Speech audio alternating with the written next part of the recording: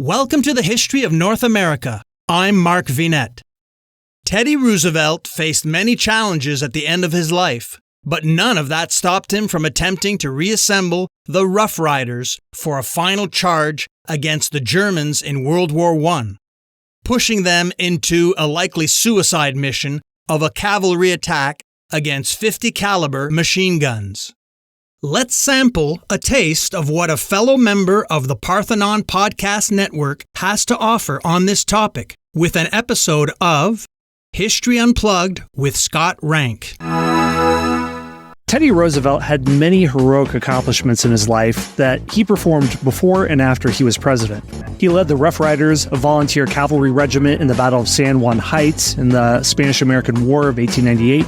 After his presidency, explored the Amazon River Basin. But what few people know is at the end of his life, in the 19-teens, just after the United States entered World War I against the Central Powers, tried to get the Rough Riders back together and form a regiment against the Germans that would mean riding out on horseback against 50 caliber machine guns and would very likely mean a suicide mission, or at least for anyone else but Roosevelt, who was used to facing impossible odds.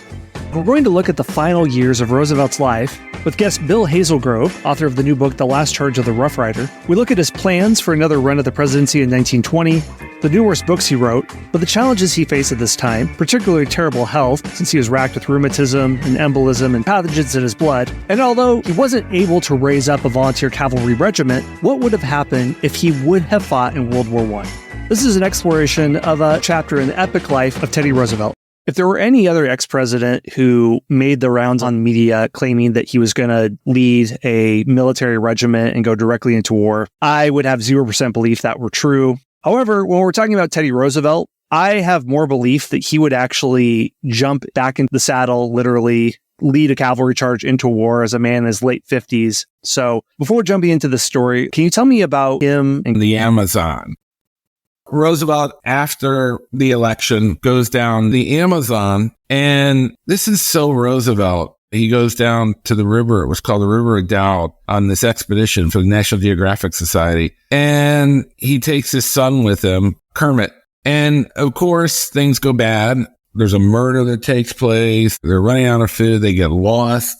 Roosevelt cuts his ankle, and the septic infection immediately sets in the jungle. And he gets very ill. He says, look, leave me here. Go on. You can't take me out. I'll just die here. He has his morphine with him to carry him off. And his son says, no, I'm not leaving. Then that means Roosevelt realizes that his son will die too. And so then that gets him out of the jungle. But again, this sort of action following defeat. But I will say the Amazon, of all the things that Roosevelt did, really probably broke his health more than anything else, because he came out of it with a chronic infection, with malaria, other pathogens in his blood.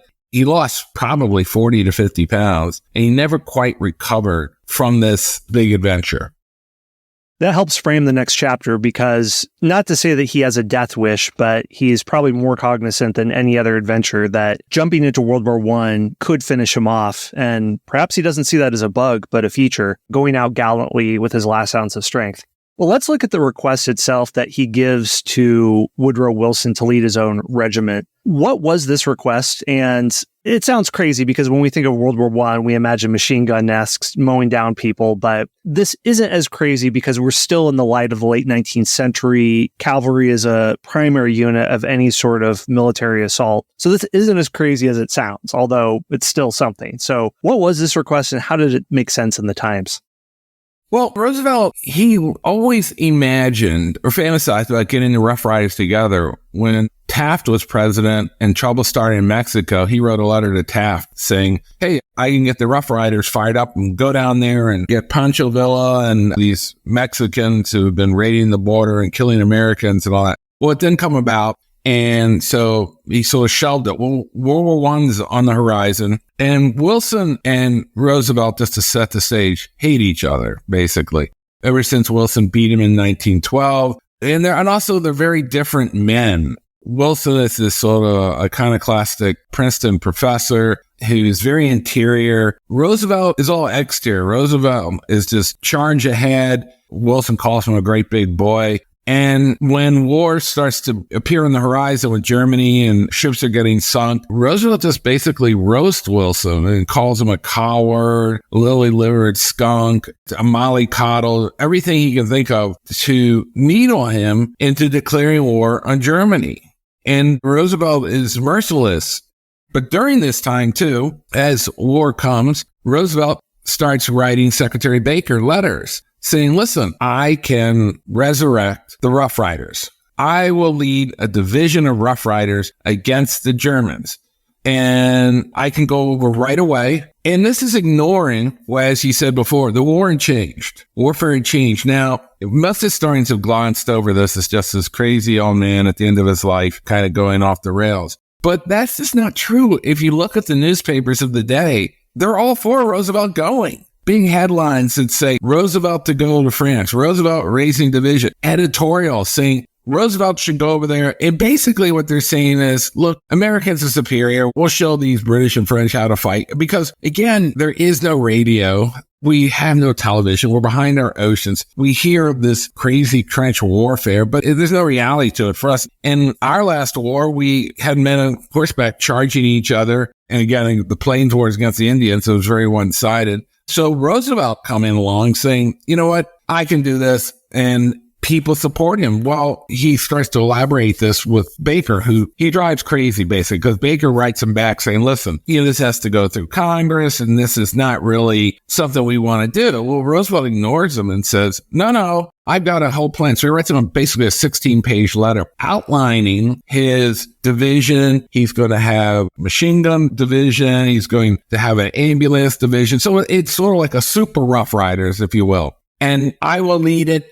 Roosevelt felt that a lot of times they didn't want to use their manpower for his division or their officers. So Roosevelt's like, I don't need any of your officers. But at the same time, the military establishment couldn't stand Roosevelt. Why? Because they have a very long memory, and they remember how he hogged all the glory in 1898 with Spain and how he wouldn't follow orders and basically eclipsed the regular army. And you think about it. Here's the regular army that was sent over to Cuba to fight the Spanish. And here comes this guy with his cowboys and basically says, I won the war. The military couldn't do anything. So they don't want that repeated. So this is sort of the setup, if you will. And it's coming down to Henry Cabot Lodge, who is Roosevelt's best friend, and also loathes Woodrow Wilson.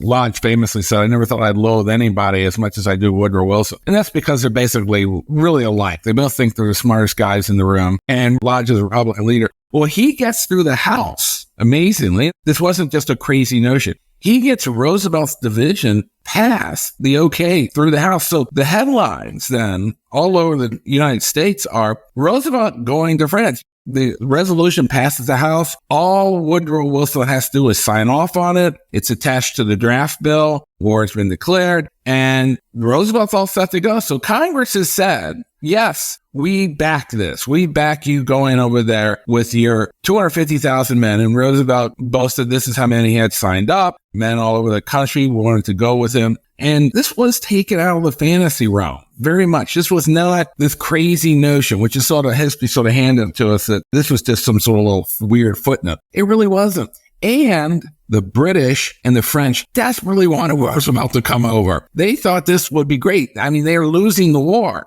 The Germans are just plowing them down. And they think if Roosevelt goes over there, comes over, gets killed, which he probably would, great. The United States is in it lock, stock, and barrel. And what a great PR thing. So really, Roosevelt, he's getting support from all sides, and the press is supporting him. And it's really up to Woodrow Wilson. President Wilson ultimately rejected Roosevelt's plan and refused to make use of the volunteers. Disappointed, Teddy Roosevelt disbanded the unit. Join me next time as we resume our regular series narrative. I'm Mark Vinette, and I hope you're enjoying the ride.